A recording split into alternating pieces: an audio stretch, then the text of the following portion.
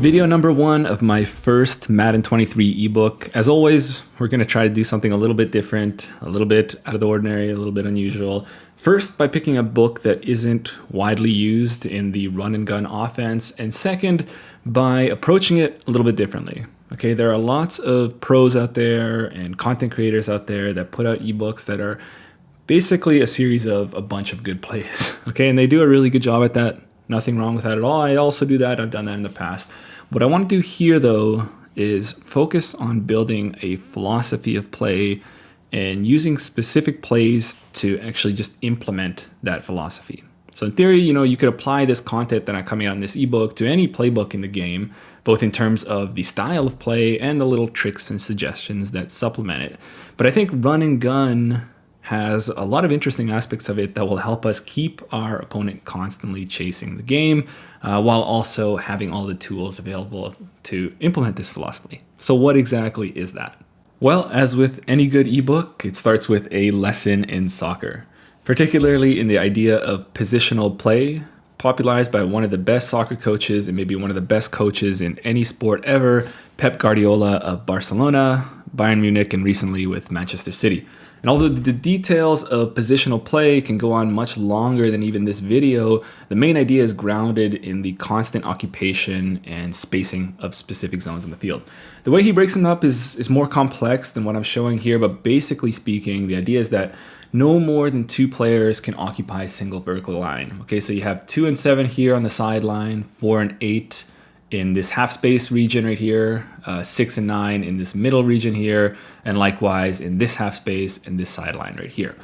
On top of that, you shouldn't have more than 3 players in a single horizontal line. Okay, so you have 3 up here, 2 here, 3 here, and 2 here. Okay, so this is a basic structural philosophy of why this is important is let's pick one player. Let's go number 10 right here. Let's say he drifts inside so he can play with his friends 6 and 9 right here. And that's all well and good. You have more players, maybe a numerical advantage, but then you have a big disconnect between this area and this area of the field. Okay, so if the ball goes out here, it's difficult to get that in. Furthermore, let's say 10 decides to drift upwards into the forward line right here. Again, probably a good thing. You have a positional, you have a numerical advantage, but then you have a disconnect between this line and this line. Okay, so what's important is this structure, this philosophy of positional play, to maintain this structure so that this ball can move freely throughout the field. Okay, so no matter where the ball is, no matter who has the ball, they have multiple options to spray that ball to their players, to their teammates. Okay, now it isn't super structured, it isn't super rigid, right? 10 can move up here, he can move down here, but what's important is that the team works together and they fill in the places. Okay, so 11 may swap with him and go back to the zone that he left, or maybe 11 drops back and 3 moves forward. Okay, so this is known as a rotation, and it's actually crucial in breaking down the defense. But overall, the idea is to stretch and distort a defense that wants to stay compact and intact. Okay, this is no different than in football and Madden. So let's give just a really quick example here of why this theory makes sense in soccer, and later we'll take this analogy to Madden. So let's bring these guys back into their original positions right here. And let's say the defender number 5 here has the ball. Okay, so maybe 3, he sees 5 has the ball. He wants to go in and make himself, closer to the ball, maybe an easier pass. But this is actually the wrong thing to do because now 7 can step up forward and essentially mark both players just by himself. Okay, so what's important again is this idea of positional play to stretch the defense. So now 7 has to essentially pick. He can stay in the middle and maybe try to anticipate a pass or something, but likely he's guarding nobody. So if he stays inside, you can pass it outside, and you have all this room to run outside. Or if he cuts outside, then 10 is free. Okay. So obviously that's a much more dangerous position, particularly in this half space, which is, has some analogies to the seam in football. We can even go extreme with it, right? Because maybe 6, they can rotate all over. 6 comes up, but then you have a third man movement. This guy can go forward, he can be free. Or even, again, more extreme. you're shifting all the way over and the defense is shifting all the way over here. But then again, you're distorting the defense. You're stretching the defense that wants to stay compact and tight. And you can now easily make a cross field play to one of these guys where now they have much more room to play with. Okay, so, I see it with Madden players all the time. Even with myself in some of my old schemes and some of my old videos, we sometimes try to overload zones and work with really funky route combinations that may work against one particular meta look or one particular coverage. But the whole thing can come crumbling down really easily with just one or two adjustments from the defense or maybe just a savvy user play. But with structure like this, like with a philosophy like positional play, any adjustments that your opponent makes will only leave more room for another player. Okay, so rather than forcing players to get open with crazy route combinations or pretty much that, we're letting our opponents open up our offense for us. Okay, and we'll just take what's given to us. It's actually very, very simple. So my first video of Madden 23 showed how we can use spread for verticals to implement this idea of positional play in football in Madden. If you haven't watched it, that video is still available. It's good. But the first true video of this ebook will go much deeper into this idea. Okay, so this video will really just be a showcase of one particular play that is really good at this. Think of this as a video 0. Okay, kind of like a promo for what's to come. Video 1 will be published through my YouTube membership, and subsequent videos will come out once per week, alternating between offense and defense. And I think we'll have some really interesting stuff for defense too. Just note that I don't think you can sign up through like iPhone or iPad or anything like that. So you may need to go on your personal computer to do that. Okay, but once you're signed up, you will be able to get the videos as usual. Anyway, so let's get into one of my favorite implementations of positional play in Madden 23, which is fade out of empty tray stack. Okay, now this is more or less some form of 4 verticals. Okay, so it doesn't always need to be 4 verticals, but it just usually works best. Especially I think 2x2, 4 verticals will be the best, and that's what video 1 will dive really deep into. This is another version of that, but it doesn't always need to be 4 verticals. But you already maybe see some of the analogies that I gave with the soccer demonstration. Okay, so the idea of what we want to do with positional play, and again, I'm going to go in more detail this in video 1, but similarly within the soccer field, we want to spread out the play. Okay, so we have somebody occupying the outside area, somebody in the seam, or what they call the half space, somebody in the middle, somebody in the other outside area, and somebody in the the seam or the half space here as well. Okay, and that can come out in any which way. It can be something super simple as whoever's there will occupy that right away. But maybe sometimes it'll be a low area, like with a comeback rather than a vertical, or a curl rather than a seamer. And then even in this case, you may have some switching routes or some crossing routes and things like that. But ultimately, you always want to have somebody occupying one of those 5 vertical zones. Okay, and then later on, we'll get into maybe capping 3 horizontally, just like we do, like I said, on the soccer field. Okay, so why this is important, why this relates to what we were saying before, is that it spreads out the defenders. Okay, so this year, especially say with deep middle thirds or even with deep halves in cover 2, if they don't have multiple vertical threats, they'll actually go target the one vertical threat out there. Okay, it's the same thing with underneath zones with curl flats and hook curls and things like that. If they aren't in conflict, they'll go cover the one guy that's in their vicinity. So we need to spread out the defenders so that we have more space to work with, right? The ball has more time in the air. The receiver has space to catch and run. And even a quarterback like Lamar Jackson, which doesn't have some of those velocity abilities, can be a competent passer in this type of system. Okay, other things that are important. We're trying to, have almost all quick passes without sacrificing distance. Okay, things like seam routes or things like fade routes, those are great, and those are things that we're going to use a lot. So what we want to do is generally avoid excessive flooding combinations and routes that take really long to develop. Mind you, we're not going to be super strict. There will be some exceptions, but the base, the fundamental nature of our offense will have this this kind of spread out positional play type of idea. Okay, so last thing before we get started, the way you want to line this is keep the stack to the boundary. Okay, so these two guys to the boundary and these guys to the field. Now this is by default 12 personnel, so you have a tight end here and a tight end here, but there are some packages that can get back to 11 and a couple of different ways of doing that. But right here, we'll just keep it simple in the standard package. Okay, let's do the usual order of things. We'll start with zone, cover 3, cover 2, cover 4, go to some match, and then we'll end off with man coverage. I know that's probably the most important one, so definitely stick around for that until the end because there's a lot of wild man beaters in this. Okay, not to mention a number of good zone beaters. Okay, so first of all, standard spot drop cover 3. Okay, so number one, we have a number of options right here. We can look at the seam right away.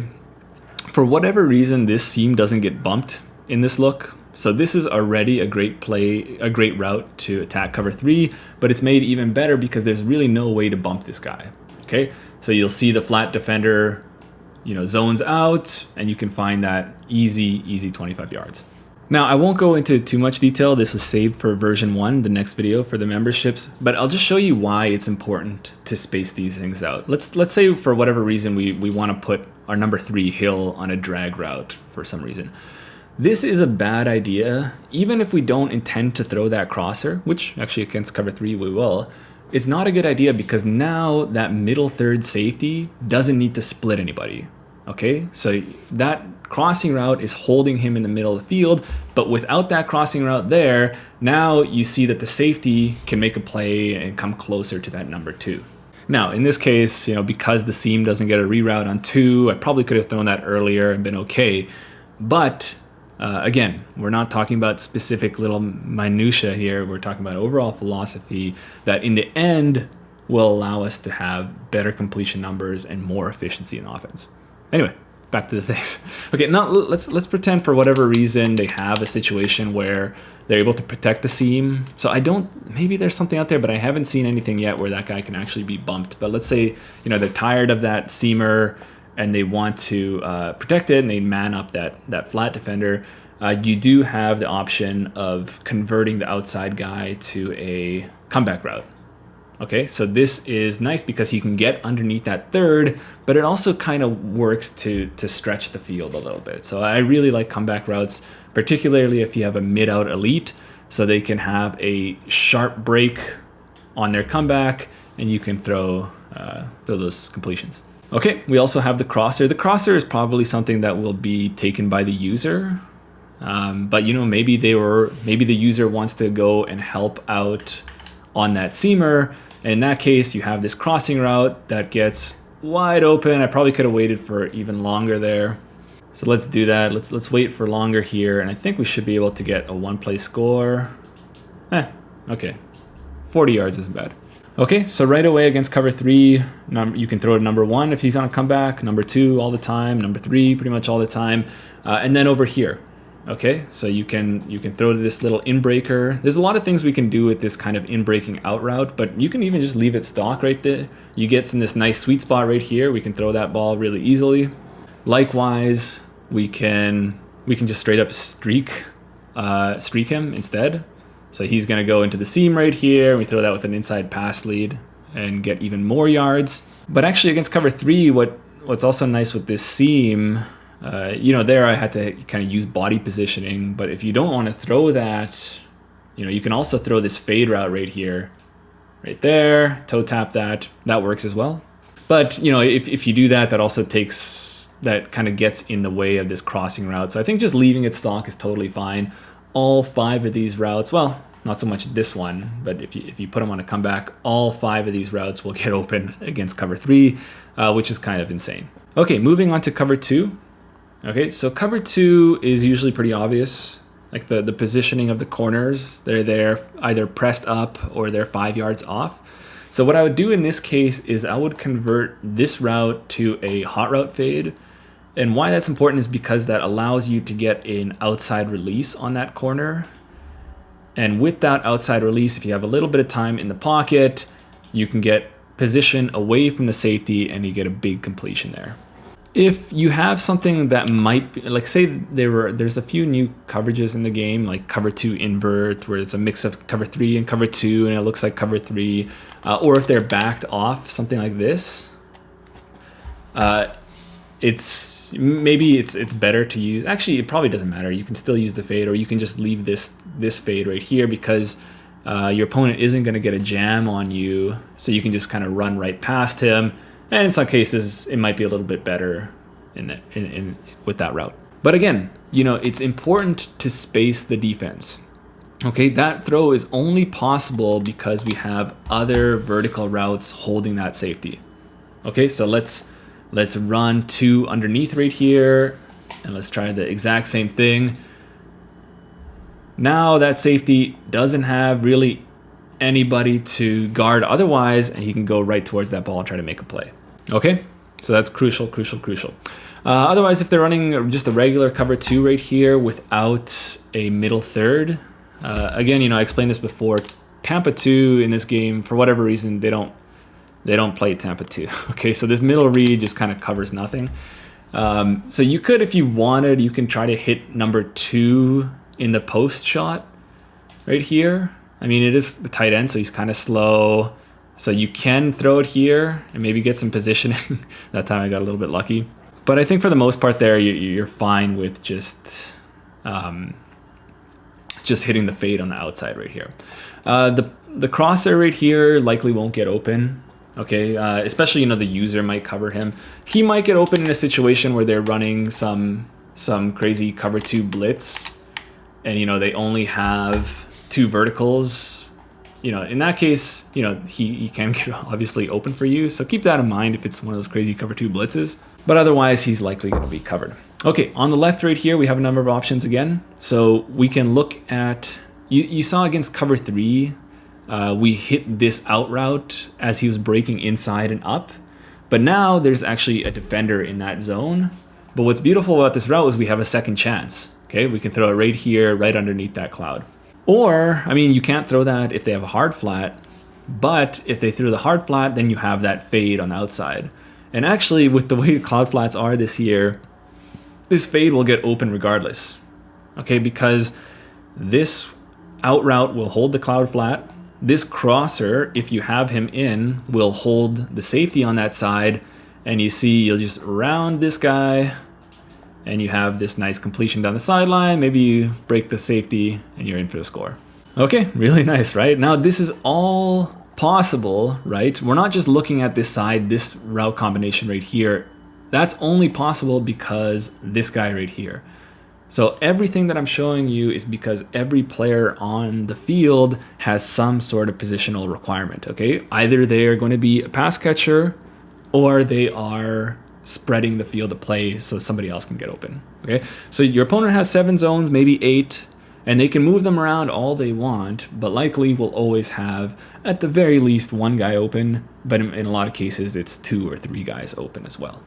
Okay, moving on to cover 4 quarters, and it's quarters without the match adjustment. I still think it's bizarre that they have it, but anyway, so if you call cover 4 quarters without making an adjustment and coaching adjustments, it's just some weird bastardized spot drop cover 4 that you would never see in the NFL. But anyway, so you have 4 deep and 3 underneath.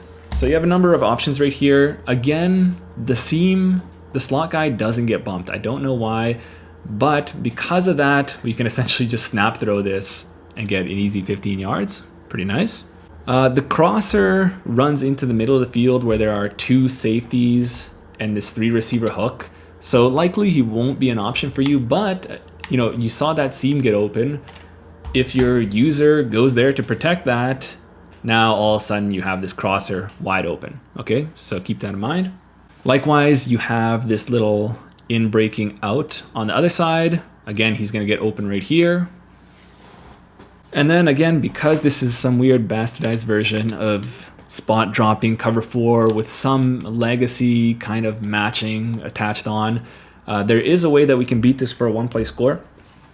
Okay, and what we will do, basically all we have to do is smart route the crosser. So when you smart route the crosser, he goes on this crazy elongated crosser. And because of that, that will draw the strong side safety.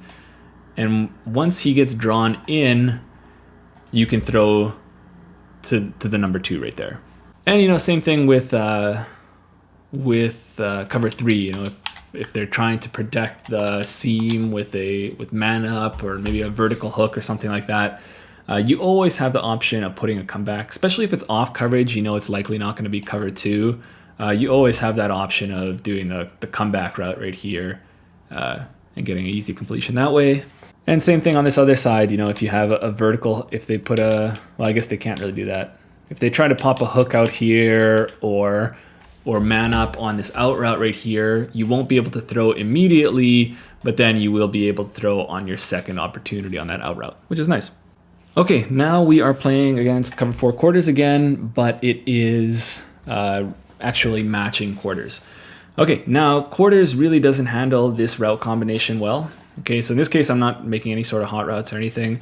For whatever reason, the safety takes number 3 and the 3 receiver hook takes number 2. I don't know why, it's really strange, but you'll see that the safety ends up taking this guy and then you're completely free for busted coverage right here on number 2. Not to mention there, the safety ends up taking the crosser, but he never ends up really covering him. So you could also throw it to the crosser. So if the user covers one of those, you'll have a one play score to either option. And then if all breaks down, you always have the opportunity on the outside of the comeback.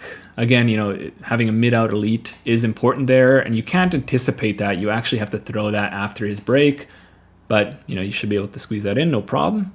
The only thing is that on the other side, there isn't much going on for you. Okay, so you'll get a double team on the out, and the safety will take the fade. Like maybe you could try to squeeze this in, but really I wouldn't try anything there. Okay, now what you've all been waiting for, so man coverage. So number 1, cover 0 aligns to this in a pretty optimal way for us. So you have obviously the corners on the outside, and the nickel over here is over the stack. And so your 2 interior guys over here are not pressed. Okay. The other thing is that you have a bit of a user conflict. It depends on how your opponent runs their blitzes. Okay, so if they're running a true, they're sending one more than you can block. What that means is that they have to man up on one of your guys. And actually usering in man is not easy at all. Okay, so if they guess wrong, it's essentially a touchdown. So if they're usering this guy and they guess wrong, they don't have the inside positioning, you're gonna have a big play. Okay, simple like that. But if he's using one of those blitzing linebackers to make it, maybe he's trying to make it seem like he's sending 6 against your 5, but really he's sending 5. If you have identifier, or if you can see, if he's twitching around, he's there, you can just slide protect to the other blitzer, so you can be picked up there, and then you'll have time in the pocket to throw your man beaters. So one of those, is simply one of the adjustments that we can run against many different coverages is this comeback route. Throw that right there. Nice. Other things we can do, and this is even with, so that was kind of a elongated, this is something that needs time, but say if they are blitzing you and you don't want to test the user, let's say the user is up here, you have options of just a simple curl route right here that will win because he'll never get pressed, and you just have body position right there. Just be careful, if they have, acrobat, but I don't think anybody really has acrobat now. So you just throw that there, you have body position. And sometimes they whiff on that, and you can take that for a score or a big gain. Other things you can do, again, because you can't get pressed, you can do a little zig on the outside right here, throw that out there. That's all well and good. So, we're breaking the rules a little bit there with throwing that zig out there. This goes against this philosophy of positional play. But again, we're not being too strict. We're not being too rigid. If we see an opportunity to kind of bend our own rules a little bit, that's fine, as long as it's just here and there, not everything that we do. Other things we can do, this is getting kind of funny here. We can streak number 3. Maybe we'll put this guy back on a curl route, and we can throw an outside free-form pass lead, because cover 0, ultimately these DBs, they're trying to maintain inside positioning. Because of that, once that DB turns his hips, we can throw an outside pass lead and get easy big completions that way. But yeah, I mean, that's just kind of freestyling up on the right side. Just different things you can do with this side. You know, you can do the comeback here. You can do curls to either of these guys, zigs to either of these guys, and even that outside pass lead to either of those guys. But all of that is really unnecessary because this stack is so overpowered against man coverage. Okay, so let's go. How do we want to do this? Maybe let's press first. So people love to press this stuff. So pressing stack is obviously a bad idea in real life. And you know, in a lot of cases in Madden, you know, you can get away with it. But this is one of the few cases where you really can't press this look, okay? And by the way, over here, you see that these guys can't press. So number 2 and 3 over here, free releases all day long. So what you can do right here is simply just streak the back guy. And what it'll do is that fade will take away both of those defenders, and you'll have this guy free for a one-play score. Pretty nice. So, you know, you may have seen this in double stack or maybe some bunch looks or things like that. But with this particular alignment and with that particular fade route, it really works well here. So they can even press and shade over the top, right? So they're trying to avoid that hard jam animation, but these defenders will still run into each other, and you'll still be able to get, at the very minimum, you know, 20 or 30 yards, but a lot of times you can get a one-play score. Now here's what's crazy, okay? So let's go just default alignment right here, no shading, no nothing. Maybe, you know, good players are scared of that stack and they're not gonna bother trying to press them, okay? They know what happens with, say, double stack and things like that. But with this one, you can actually, again, assuming they're set to the boundary, it even works against off man. Okay, you see they kind of run into each other and you have these acres of space for this guy to catch balls all day long. Or, and this is a little teaser, jailbreak screen is nice right here. Okay, you only have 2 defenders out there, everybody else is blitzing. Go here, and then we follow our big boys, and we can just walk right into the end zone. So that's a little bit of teaser for the playbook to come. If you don't want to mess around with the streak, because, you know, some cases you might bump. There are some cases where the corners can rally and they can cover your streak. But if you want to be safe, and maybe in case it turns out to be zone or something like that, you can also just curl this guy. You know, it's not a big play. I mean, it can turn into a big play, but that's an option. Likewise, because cover 0 is inside shade, if you have time in the pocket, you can also, particularly, you know, if they're using one of these guys, you can also throw the out route, just like that. That out route's pretty nice. And also against cover 2 man. So again, cover 2 man is also inside shade and underneath. And you see just this tends to just completely roast cover 2 man. Okay, so that's always a good option. Maybe not against cover 1. So you can have that all day against cover 2 man. Surprisingly, that fade route over here doesn't work against cover 2 man. I'm not sure why. Even when they press, I mean, if they press a cover 2 man, or even if they go off, if you do this streak, you know, it'll still roast the corners, but you have that deep safety over the top, so you can't really do that, unfortunately. This guy gets inside positioning against that corner, or the linebacker that's covering him. So if he's not being usered, you know, you can try to throw it to him, but it's maybe not the best thing. Or if they're running cover 2 man and you see that it's a light box, or you have 5 blockers against their 4, you can just simply go into your quarterback draw. Again, this is a little sneak peek of what's to come. You can just go ahead and scamper for even more yards. Okay, so that's it, guys. This is probably a very long video, more than I wanted for a version 0, but a little bit of a preview of what's to come in terms of the types of plays and the types of, again, this positional play philosophy that we're going to fledge out, bring from the soccer world into the football Madden world. And I think it's going to be a lot of fun. Okay, so again, if you want to see those videos, you'll need to subscribe to my YouTube membership. Okay, so, and I believe you still can't do that on iPhone. Maybe you can on Android. You definitely can on computer. So definitely do that there, and watch out for videos every week. It's just alternating between offense and defense. Okay, so definitely keep an eye out for that. Enjoy this one, guys, and I'll see you in the next one.